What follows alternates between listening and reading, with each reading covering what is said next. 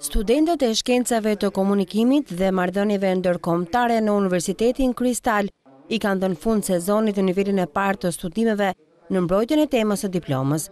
Falë njërive të marrë nga programet akademike bashkëkohore, studentët kanë marrë një uri të bazë për të punuar për temat e zgjedhura nga vetë ata.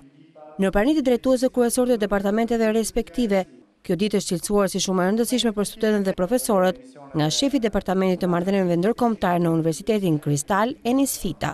Sot është dita e kurorëzimit për tashmë, një punë të gjatë, një punë mjaft serioze që kemi bërë me këta studentë, duke hartuar plane mësimore mjaft konkurruese. Dhe sot pra pikërisht në këtë moment ne mbyllim këtë program mësimor dhe kjo mbyllje, ky kurorëzim vjen përmes punës studentëve që kanë bërë me përgatitjen e këtyre diplomave.